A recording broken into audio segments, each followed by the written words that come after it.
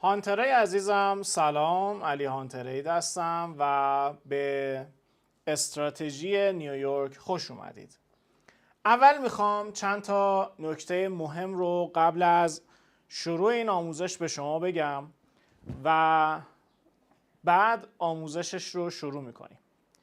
ببینید، اگر دقت کرده باشید در کانال من معاملاتم رو همیشه در سشن لندن صبح زود انجام میدم و این تجربه ای هست که در 5 سال اخیر معامله‌گری خودم بهش رسیدم. من در گذشته در نیویورک هم خیلی معامله میکردم، اما من فهمیدم بالاخره این مارکت یه شروعی داره که از استرالیا و سیدنی شروع میشه و یه خاتمه ای داره که نیویورکه. و نکته مهم اینجاست که معامله‌گری میتونه سودهای خوب رو بگیره که ابتدای یک روند ورود بکنه. مثلا شما تصور کنید که در سشن آسیا متوجه بشید که امروز بازار کاملا نزولیه و یک پوزیشن سل باز کنید و رهاش کنید. حتی تا نیویورک هم میبینید پوزیشن شما در سوده. و من معتقدم که شما در تایمی باید یا جایی باید ورود خودتون رو انجام بدید که یک روند رو بگیرید. سشن نیویورک دیگه برای شخص خود من سشن جذابی نیست، با وجود اینکه سودهای خیلی خوبی رو تریدرها میتونن ازش بگیرن و مخصوصا خب تایم خبر بیشتر در سشن نیویورک و تکانه های شدیدی رو بازار داره، حجم معاملات خیلی بالا میره و در حقیقت اونهایی که خیلی تمرکز میکنن روی سشن نیویورک میتونن سودهای خوبی رو بگیرن. البته استاپ ها و کال شدن های اکانت دردناکی رو هم دارن، اما خب به ناچار دوستانی که کارمند هستن متاسفانه شاید نتونن در سشن آسیا یا سشن لندن معاملات خودشون رو انجام بدن و مناسب ترین تایم برای این عزیزان شاید سشن نیویورک باشه.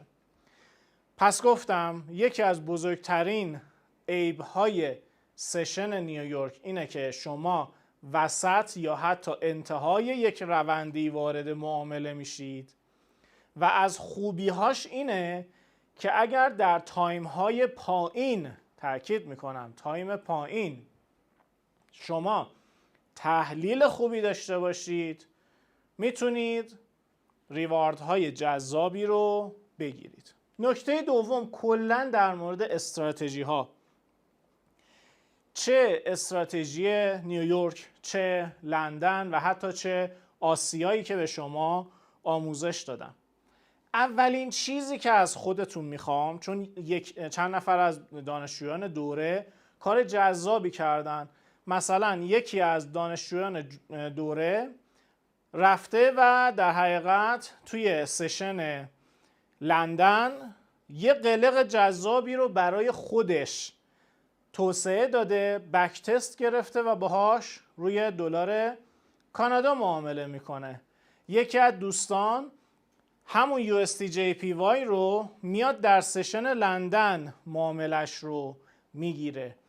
بنابراین اتکا نباید بکنید که بگید خب مثلا چون علی هانترید میگه که فقط طلا در نیویورک یا پوند در لندن یا USDJPY در آسیا، فقط من برای همین معامله کنم.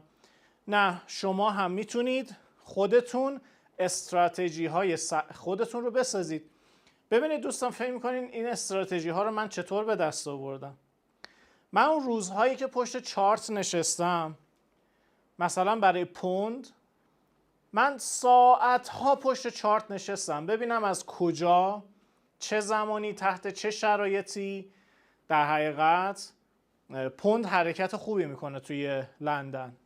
شما همون استراتژی پوند رو یورو هم بعضی وقتا میتونید بگیرید، ولی روی پوند وین ریت بیشتری داره. هیچ اجباری به استفاده از استراتژی ها نیست دوستای من. نباید به خودتون بگید که اصلا من کلا فقط باید با استراتژی معامله بکنم. این باعث میشه که ممکنه یک هفته یک کندل هفتگی بخواد توی نیویورک ایجاد بشه، توی حالا طلا، و در اون هفته مثلا یه داجی میخواد ایجاد بشه. میبینی اصلا استراتژی در طول روزهای هفته یکی دو روز جواب میده. اما یه وقتی هست میبینی کندل مثلا هفتگی طلا یه دونه کندل سبز یا قرمز مارابوزوه. در چنین شرایطی خیلی کره و تمیز به شما ریوارد میده. و استراتژی ها، چرا میگیم وین ریت مثلا انقدر درصد؟ وین ریت یعنی چی؟ یعنی برد داره باخت داره، ولی بردش بیشتره. چیزی که وین ریت معاملات شما رو در استراتژی ها افزایش میده دوستای من، خیلی مهمه بهش دقت بکنید. تمرکز بر خود استراتژی نیست، گذشته اون مارکته. یعنی استراتژی نیویورک میخوای استفاده کنی، اشکال نداره، کندل رو بهت میگم، ساختار رو بهت میگم، ولی گذشته‌ش هم نها کن. ببین در لندن و آسیا چه اتفاقی افتاده، چه ریشه هایی وجود داره، چه خط روندی وجود داره. باید این رو به خوبی بدونید. پس خودتون رو هیچ وقت اجبار نکنید. مثلا یکی از شاگردان دوره به من گفتش که استاد من دیگه فقط صبح لندن میشینم، پوندو میگیرم، خاموش میکنم میرم. گفتم خوبه، ولی عالی نیست. شما باید این کار باعث میشه که شما اصلا آموزه ها فراموشتون بشه و بعد یهو 10 روز پشت سر هم استاپ بخوره اون استراتژی، روانتون میریزه به هم. یه لحظه میگه چرا مارکت داره کار نمیکنه. شما باید در طول روز خطوط روند رو بکشید، خطوط پله‌ای رو رسم کنید، ریشه ها رو به دست بیارید، روی اونها معامله بزنید. نکته بعدی، برای من خیلی عجیب بود که بارها و بارها و بارها و بارها تاکید کردم که باید با اکسپرت مدیریت سرمایه ترید کنید و ریسک های شما نباید فراتر از 1% باشه. یکی از دانشجویان به من پیام داد و گفت استاد من با استراتژی مثلا لندن کال شدم. کال میدونید یعنی چی؟ یعنی این عزیز استاپ نگذاشته، مدیریت سرمایه هم نکرده و همینجوری معامله رو به احتمالاً یه لات زده، گفته خب دیگه الان کندل زد بیرون میره ریوارد منو میده و هم رو معامله مونده. دوستان این کار به شدت خطاست. شما به هیچ وجه بدون مدیریت ریسک و سرمایه ابداً نمیتونید یک تریدر سودده و موفق بشید. پس با ریسک مدیریت شده، باز هم میگم وین ریت ممکنه برخی هفته ها خوب باشه، برخی هفته ها بد باشه. اونم به خاطر ساختار کندلی هفته است. ترجیحاً استراتژی ها رو 3 شنبه تا 5 شنبه معامله کنید. تجربه نشون داده دوشنبه و جمعه ها کار خراب میشه. و وقتی قراره که در تایم 5 دقیقه تحلیل کنید، برای ورود روی 1 دقیقه ورود بزنید، چون دیدگاه های بهتری برای ورود به معامله به شما میده. پس با این نکاتی که به شما گفتم میریم و استراتژی نیویورک رو میخوایم به شما آموزش بدیم. ببینید دوستان، الان که در نیمه اول سال، یعنی نیمه فصل گرم هستیم، بهار و تابستان، سشن نیویورک به وقت تهران ساعت 3:30 باز میشه. البته اندیکاتور 16:30 نشون میده، ما کاری با این نداریم. اما این مهم نیست. مهم بازار سهام آمریکاه که به وقت ما در نیمه اول سال ساعت 5 و در نیمه دوم سال ساعت 6 باز میشه. خب این استراتژی هم که الان دارم به شما آموزش میدم با اون استراتژی رایگانی که در کانال قرار دادیم متفاوته. ببینید دوستان، اون چیزی که باعث افزایش وین ریت و دقت معامله شما میشه گذشته مارکت در همین لندنه. باید بررسی رو تو اینجا به خوبی انجام بدید. اولین نکته در مورد طلا که قبلا گفتم اینه که قیمت در تایم نیویورک، سشن نیویورک، تمایل داره اول خودش رو به کلوز روز قبل برسونه. اگر در یکی دو ساعت اول این کار رو انجام نده و تمایلش رو نشون نده برای رسیدن این خط زرد کلوز دیروزه، اون روز دیگه روز خرید نیست. نکته بعدی، ما اینجا یک اندیکاتور داریم به اسم yesterday high low.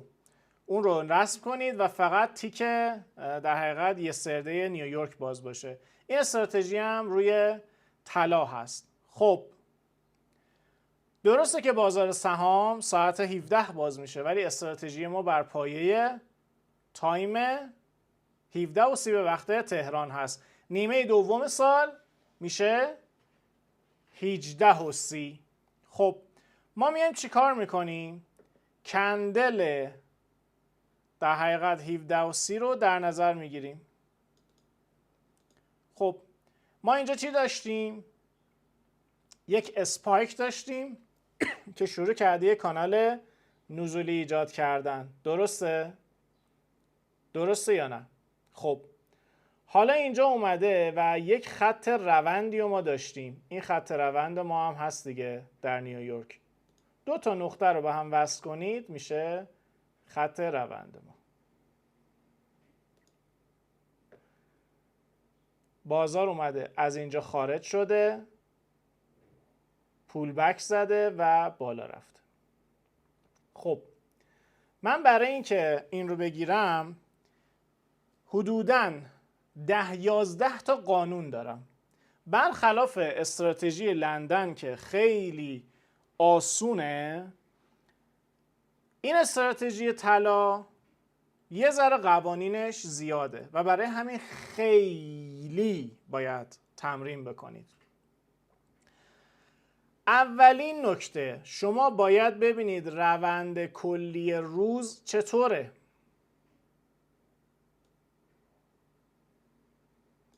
ما اینجا در حقیقت یک داجی داریم دیگه. این روز یه داجی بوده.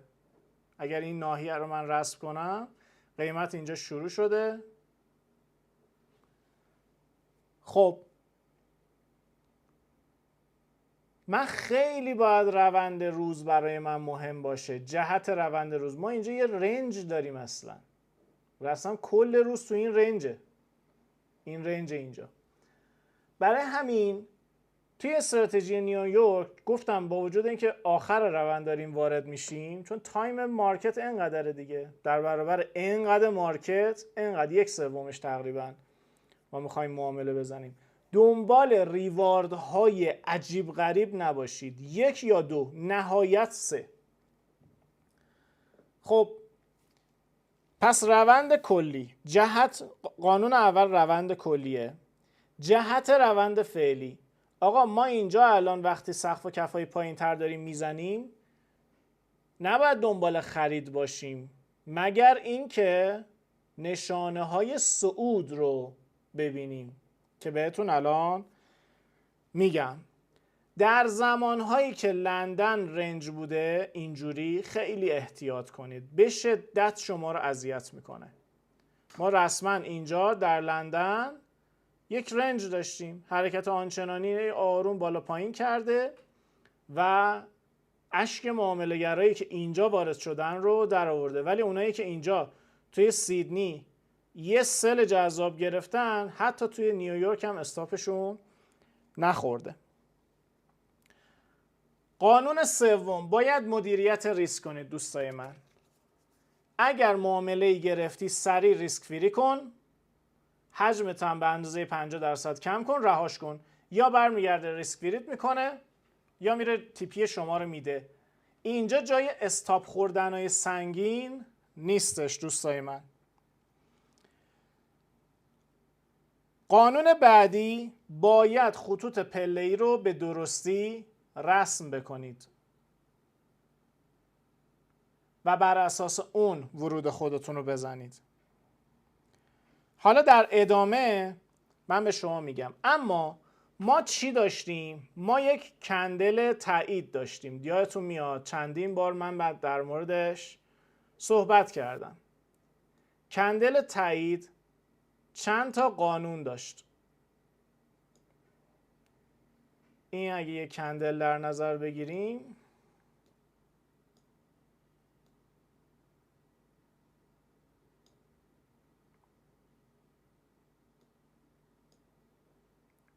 نذاش کپی کنم.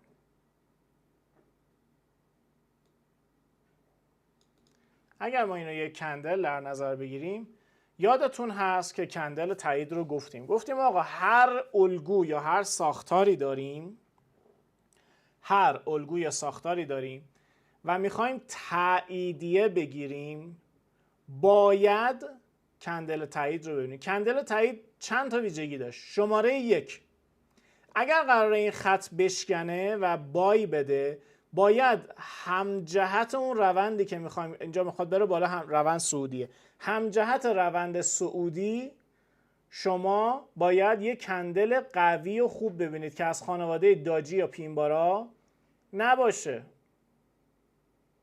دوستای من. پس نباید داجی و پینبار باشه، باید همجهت باشه. 2، نباید هیچ تماسی با خط روند داشته باشه. پس 3 تا عامل بود: همجهت باشه، داجی و پینبار نباشه، روی خط نباشه. خب من اینجا کندل 17 و 30 من گفتم تو این استراتژی 17 و 30 مهمه. 17 و 30 من اینجا اومده بیرون، درسته یک کندل سبز پرقدرته ولی داخل این ناحیه است، پس اینو نمیتونم کندل تایید ببینم. اینم که قرمزه، همجهتش نیست. اما این آبیه، منتها میشه ارفاق کرد، درسته که نصف بدنه رو داره، ولی اگر ما اینجا بخوایم این معامله رو بگیریم، اینجا دیگه باید بگیریمش. استاپش هم به ناچار باید اینجا بذاریم. یه ریوارد تقریبا 1 رو به ما میده. اما یه اما داره. وقتی ما اینجا یه خط روند اینجا داریم، خب باید منتظر شکستش باشیم. بهترین حالت اینه که قیمت یه بار برگرده تو این ناحیه رفقا. میدونم خیلی وقتا نمیشه، از همینجا بلند میشه میره، پس باید منتظر شکست خط روندش باشیم. ولی اینجا در حقیقت باید صبر کنیم که یه بار برگرده به ناحیه و اون موقع میتونیم اینجا معامله خیلی بهتری رو بگیریم که اینجا ریوارد بهتری به ما میده. البته شما اگر اینجا بیاید تو تایم 1 دقیقه، قطعا معاملات بهتر با ریوارد بهتری رو خواهید دید. بریم روز قبل رو ببینیم. 17 و 30. خب چه اتفاقی افتاده؟ یه ذره قشنگش کنم، یه ذره بزرگش هم کنم که برای شما اوکی باشه. خب ما اینجا چی داریم؟ کندل 17 و 30 رو داریم. قیمت اومده بالای ناحیه. خب من باید کندل تاییدم رو ببینم. اینجا همش قرمزه، پس رو هیچ کدوم از اینا ورود نمی کنم. اومده داخل ناحیه، اومده زیر ناحیه. این کندل تایید نیست، این داجی و پینباره، پس معامله نمیگیرم. دوباره برمیگرده داخل ناحیه. اینجا میره تا اینجا دیگه حس کنم این یه جوری کندل تاییده و بعد اینجا روی این معامله رو میگیریم، استاپ پایین ناحیه تا ریوارد 2 رو ازش بگیریم. میگم استراتژی نیویورک طلا خیلی به تمرین نیاز داره. بریم روز قبل.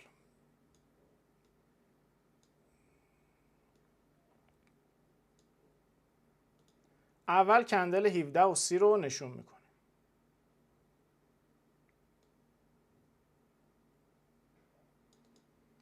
خب اومده اینجا یه کندل قرمز به من داده. خب شما میتونید هم اینجا سل بگیرید، خب هم اینجا میتونید سل بگیرید، هم ببینید آیا نزدیکتر میشه یا حتی وارد ناحیه میشه. گفتم اگر به ناحیه برگرده خیلی، من اینجا یه ذره جمعش کنم شما ببینید، خیلی سل بهتری میده و معمولا روند روز بعد رو به شما میده. خب من اینجا اومده داخل ناحیه، زده بیرون، استاپ رو میذارم اینجا، معامله روز بعدم یه ریوارد جذاب خوب به من میده. میریم روز قبل.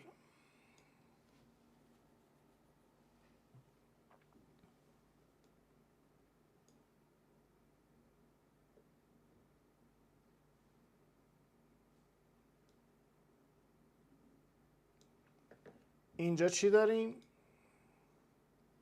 17 و 30.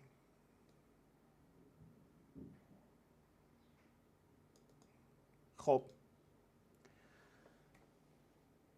قیمت اومده بالا، این کندل تایید نیست، این میتونیم اینو کندل تایید در نظر بگیریم و روی این ورود بزنیم. خرید رو میگیریم، استاپ رو میذاریم این پایین و میبینید که اگر معامله رو باز نگه میداشتید در روز بعد میومد ریوارد 2 رو به شما میداد. اگر هم ریسک فری میکردید که اینجا استاپ میخورد و تموم بود. بریم روز قبل.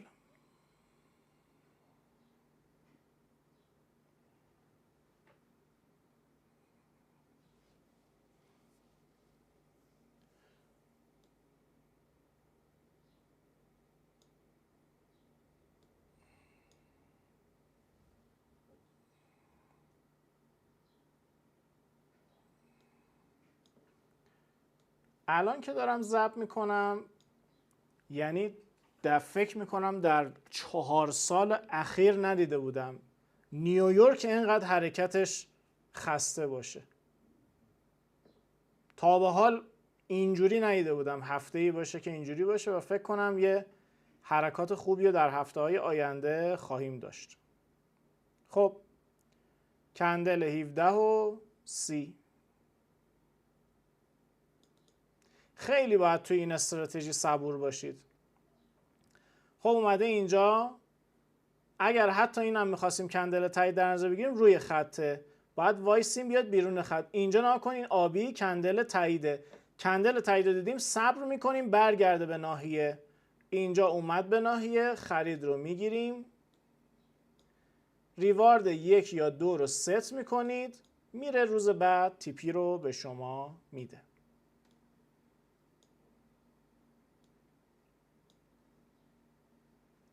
مجددا اینجا چی داریم؟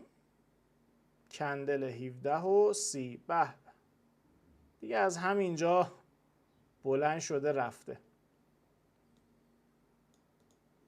خب یه نکته بگم، ما اینجا چی داریم؟ یه خط روند داریم. اگه این دوتا قله رو من به هم رسم کنم، اگه تو تایم پایین بریم اینجا میبینیم این کندل تایید ماست، تایید خط روند، شکست خط روند ماست. نگاه کنید با خط دیگه هیچ برخوردی نداره. پس اینجا دیگه میتونید خرید خودتون رو بگیرید و ریوارد 2 رو روش ست کنید، بهتون میده. تازه الان داریم هفته های خیلی بد نیویورک رو نگاه میکنیم. ما هفته های خوب نیویورک همچین ریواردایی به شما میده که کیف میکنید. مجددا کندل 17 و 30، مشاهده کندل تایید، صبر میکنیم برگرده، اشکال نداره نترسید. اینجا دیگه ورود میزنیم، استاپ این پایینه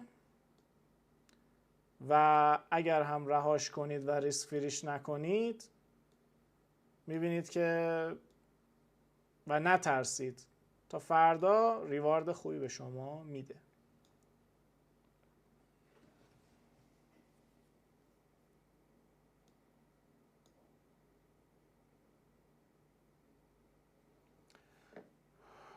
اینجا مجددا 17 و 30،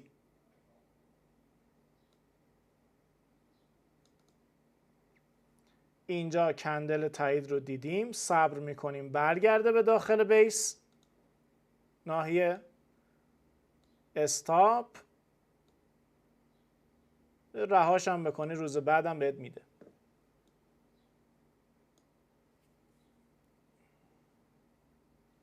صبوری صبوری صبوری، کلید موفقیت در این استراتژی. به به، انشالله همیشه از این روزای اینجوری حرکت‌های جذاب بهتون بده. 17 و 30،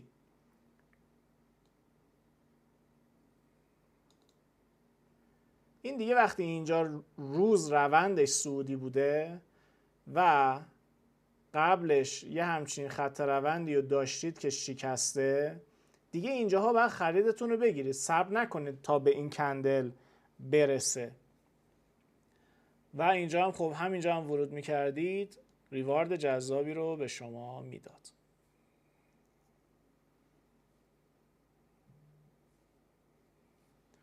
من سعی میکنم که زیاد مثال بزنم که قشنگ موضوع براتون خوب باشه. خب 17 و 30 این از اون روزایی بوده که اذیتتون میکرده، مشکلی نداره، یا ریسک فری میشدید یا استاپ میخوردید. اینجا پایین اومده بیرون، یه سری میگن استاد ما اینجا سل بگیریم. نخیر، کندل تایید، این کندل داخل اینجاست، صبر میکنید داره میاد بالا. البته نمیتونست اینجا اذیت بکنه چون ما این خط روند هم داریم دیگه و این خط پله‌ای، 3 تا برخورد و اینجا میتونستید تاییدیه خریدتون رو بگیرید، ریوارد 1 رو به شما میداد.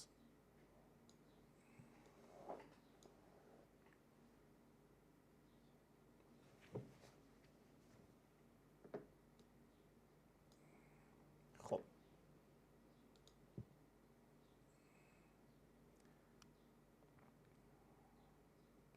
17 و 30 اینجا میخواستم برسم که این نکتهش رو بهتون بگم. ببینید ما اینجا کندل تاییدمونه و اینجا میتونستیم سلمون رو بگیریم، اینجا روی این کندل، استاپ هم همینجا باشه و ریوارد 1 رو میده دیگه تقریبا. اما یه نکته خیلی مهم داره برای ورود سریعتر. اینجا ما این خط روند رو داریم دیگه، درست؟ میتونستی سل رو اینجا هم بگیرید. حالا شما میتونید یه میزان ریسکی انجام بدید دیگه. مثلا فرض کنید میزان ریسک شما 1%، بیاید یه 0.5% اینجا رو این سل ریسک کنید، بعد اگر قیمت برگشت به ناحیه خب و اینجا خروج داد، شما میتونید اگر اینجا استاپ شد اینجا معامله بعدیتون رو بگیرید و ریوارد 2 خودتون رو بگیرید از مارکت. ریوارد 2 و 3 رهاش کنید هم میره بالاتر. من میخواستم به اینجا برسم که بدونید کجا باید معامله معکوس رو بگیرید. خب میبینید یه سری روزا عالیه، یه سری روزا هم اذیت میکنه. این ذات مارکته. خب اینجا کندل تاییده، سعی میکنیم نزدیکتر برگردیم. اینجا یه ریشه است دیگه، درست؟ اینجا میتونیم دیگه ورود خودمون رو بزنیم، استاپ اینجا، و هم میتونید رهاش کنید هم تیپی مشخص. من میگم تیپی مشخص بگیرید. این هم دیگه آخرین مثال ما هست.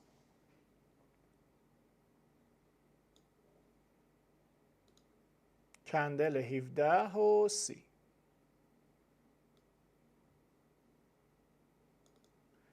قیمت اومده، کندل تایید داده، برگشته به ناحیه. ما از بیخ ناحیه دیگه میتونیم سل خودمون رو بگیریم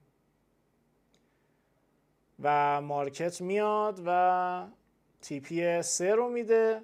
حتی اگر ریسفری هم نمی کردید، رهاش میکردید، روز بعد یک ریواردی به شما میداد که لذتش رو ببرید.